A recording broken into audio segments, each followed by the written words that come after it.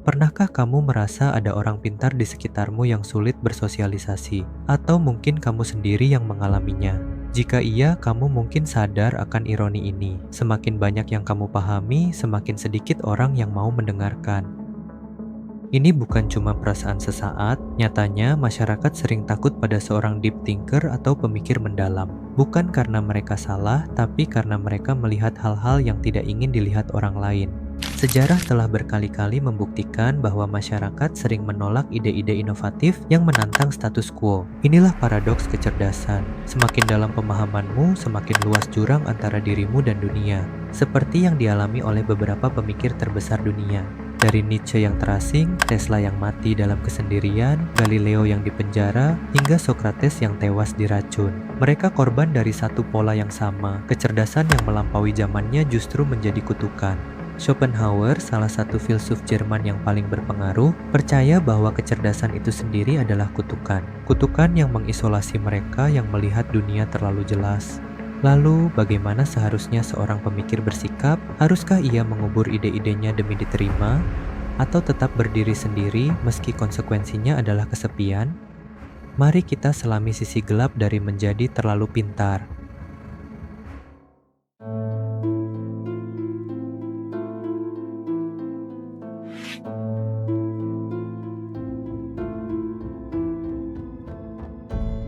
Kita selalu mengagumi para jenius setelah mereka mati, memberi nama jalan, mencetak wajah mereka di uang kertas, bahkan mengutip kata-kata bijaknya di media sosial.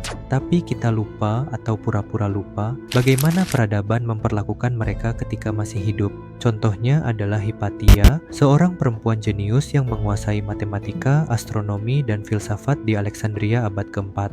Di tengah hiruk-pikuk politik dan agama yang memanas, saat umat Kristen, pagan, dan Yahudi saling berseteru, Hypatia berdiri teguh pada akal dan ilmu pengetahuan. Ia bukan sekadar pintar, tapi juga berani mengajar di ruang publik, mendebat para pemuka agama, dan menjadi penasihat gubernur Romawi, posisi yang jarang dimiliki perempuan saat itu. Sampai suatu hari, sekelompok orang menyeretnya dari kereta, membunuhnya dengan kejam menggunakan pecahan tembikar, lalu membakar jasadnya. Kenapa ia sampai diperlakukan seperti itu? Apa kejahatannya? Jawabannya adalah karena ia terlalu pintar di zaman yang tak siap menerimanya, yang saat itu dianggap mengancam kalangan tertentu. Atau contoh lainnya Galileo Galilei, ilmuwan yang berani membuktikan bumi bergerak mengelilingi matahari, bertentangan dengan keyakinan gereja yang bersikukuh bahwa bumi adalah pusat alam semesta yang tak bergerak. Di hadapan pengadilan inkuisisi, pria tua itu dipaksa berlutut menyangkal kebenaran yang ia tahu pasti. Bukunya dilarang, pemikirannya dikutuk, dan sisa hidupnya dihabiskan dalam kesendirian. Dia diasingkan oleh dunia yang kelak memujinya. Tidak hanya Hypatia dan Galileo, sejarah dipenuhi kisah para pemikir yang dikorbankan. Kita sekarang memanggil Socrates sebagai bapak filsafat, tapi Athena kuno menghukumnya mati dengan racun hanya karena ia berani mempertanyakan keberadaan dewa-dewa mereka dan pemikirannya dianggap meracuni generasi muda. Dan Nikola Tesla menghabiskan masa tuanya dalam kesendirian dan mati miskin di kamar hotel sementara orang lain mengeruk kekayaan dari ide-idenya. Yang paling tragis, mereka semua tahu kebenaran yang suatu hari akan diakui dunia. Tapi mereka dihadapkan dengan pilihan, diam dan hidup nyaman atau bicara dan menerima konsekuensi. Yang pada akhirnya mereka memilih bicara. Dan peradaban membayar pengorbanan itu dengan siksaan, pengucilan, atau kematian. Tapi lihatlah ironinya, mekanisme yang sama masih bekerja sampai sekarang, hanya bentuknya yang berubah. Kamu yang menonton video ini mungkin pernah merasakan pola serupa. Saat ide brilianmu dianggap terlalu ekstrem, saat pertanyaan jujurmu dibalas dengan senyuman palsu, dan saat kebenaran yang kamu lihat jelas justru membuatmu dikucilkan. Bedanya, tokoh yang sudah kita bahas menghadapi algojo dan racun, kamu menghadapi pengucilan dan label sok pintar. Dan inilah yang sebenarnya terjadi ketika kita bertemu orang yang terlalu pintar, yaitu ketidaknyamanan. Pernah nggak ngobrol sama orang yang bikin kamu mikir, Duh, gue kelihatan bego banget nih di depan dia. atau pas denger orang pakai istilah-istilah tinggi sampai bingung sendiri? Ini maksudnya apa sih? Kok kayak bahasa planet? Sebenarnya ini hal yang wajar banget. Ketemu orang yang pikirannya lebih dalam kadang bikin kita ngerasa nggak nyaman. Berbeda banget waktu ketemu orang yang menarik secara fisik atau orang yang tajir melintir. biasanya malah bikin kagum atau paling mentok ya merasa iri aja. Seorang deep thinker atau pemikir mendalam tanpa sadar jadi kaca buat kelemahan orang di sekitarnya, dan orang-orang tidak mudah memaafkan itu. Kehadiran seseorang yang berpikir mendalam dapat membuat orang lain merasa tidak memadai, bahkan jika si pemikir tidak mengatakan apa-apa. Kecerdasan ibarat cahaya yang terang. Jika dipancarkan tepat ke wajah, tentu akan menyilaukan. Namun, ketika diarahkan dengan tepat, ia bisa menerangi jalan bagi banyak orang. Inilah mengapa cara penyampaian pemikiran sama pentingnya dengan isi pemikiran itu sendiri. Banyak dari kita pernah ngerasain dua sisi fenomena ini. Entah sebagai pihak yang gak nyaman dengan kehadiran orang yang lebih pintar, atau justru sebagai pihak yang pemikirannya bikin orang lain gak nyaman. Keduanya sama-sama manusiawi. Intinya bukan soal siapa yang lebih pintar atau kurang pintar. Masalah utamanya adalah bagaimana kita nyikapi perbedaan tingkat pemahaman ini. Kecerdasan nyentuh bagian paling intim dari identitas kita, yaitu cara kita melihat dunia. Ketika cara pandang ini berbeda dan dipertanyakan oleh kebanyakan orang, wajar aja kalau muncul reaksi defensif.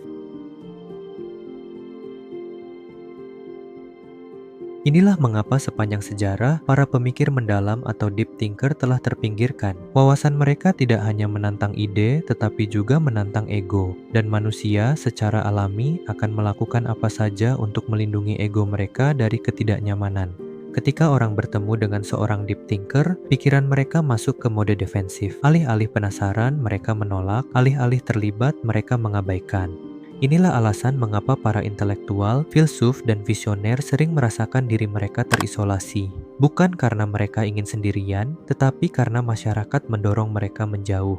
Menariknya, studi menunjukkan bahwa kepercayaan diri sering dihargai lebih dari kecerdasan dalam lingkungan sosial. Orang secara alami tertarik pada mereka yang tampak meyakinkan. Bahkan jika ide-ide mereka dangkal, ini menjelaskan mengapa pembicara karismatik dengan gagasan sederhana sering lebih berpengaruh dibanding pemikir mendalam yang bicara dengan banyak detail.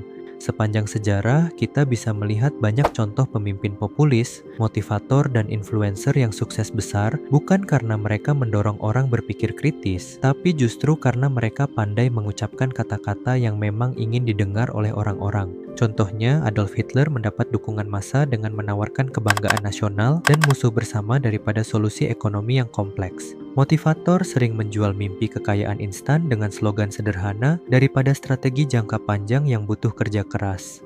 Dan banyak influencer media sosial yang mendapatkan jutaan pengikut dengan konten menghibur dan menyenangkan daripada konten yang mendorong penonton untuk berpikir kritis. Inilah paradoks kecerdasan. Semakin seseorang mencari kebenaran dan berusaha mengubah sistem yang sudah ada, semakin mereka terputus dari mayoritas.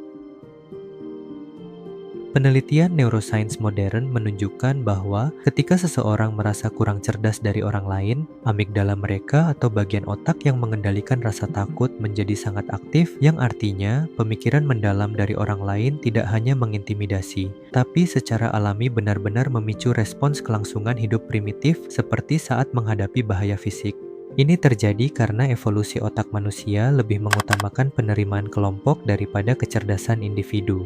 Bagi nenek moyang kita, disingkirkan dari kelompok bisa berarti kematian. Ketika orang yang sangat cerdas hadir di lingkungan sosial, mereka tanpa sadar mengganggu keseimbangan kelompok karena menantang ide-ide yang sudah ada.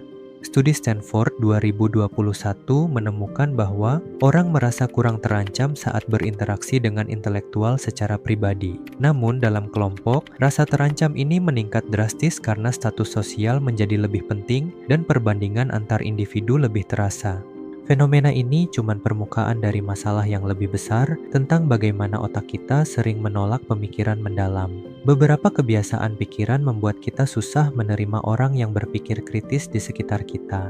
Salah satunya adalah efek Dunning-Kruger, di mana orang yang tahu sedikit malah merasa paling pintar. Mereka nggak sadar berapa banyak yang belum mereka ketahui, makanya gampang meremehkan pemikir yang lebih dalam.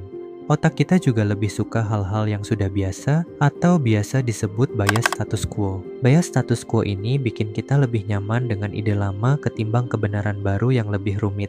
Dan saat ketemu ide atau opini yang menantang keyakinan kita, terjadi efek bumerang. Bukannya berpikir terbuka, kita malah makin keras mempertahankan pandangan lama. Pikiran kita seperti membangun tembok terhadap ide-ide yang ganggu keyakinan kita.